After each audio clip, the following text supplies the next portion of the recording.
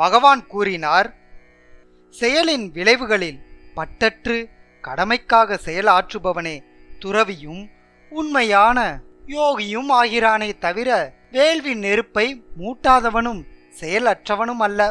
துறவு என்பது யோகம் போன்றதே. பரத்துடன் இணைவதே. சுயபுலன் திருப்திக்கான இச்சைகளை துறக்காத எவனுமே யோகியாக முடியாது. அஷ்டாங்க யோக முறையின் புது மாணவனுக்கே செயல் வழியாக கூறப்படுகின்றது. யோகத்தை அடைந்தவனுக்கோ ஜட செயல்களை துரத்தலே வழியாக கூறப்படுகின்றது. எல்லா பௌதிக ஆசைகளையும் துறந்து பலன் நோக்கு கர்மங்களிலோ புலன் நுகர்வு செயல்களிலோ ஈடுபடாமல் இருப்பவனே யோகத்தை அடைந்தவனாக கூறப்படுகின்றான். மனிதன் தன் மனதாலேயே தன்னை உயர்த்தி கொள்ள வேண்டும், இழிவுபடுத்தி கொள்ளக்கூடாது. மனமே கட்டுண்ட ஆத்மாவின் நண்பனும் எதிரியும் ஆகும். மனதை வென்றவனுக்கு மனம் சிறந்த நண்பனாகிறது.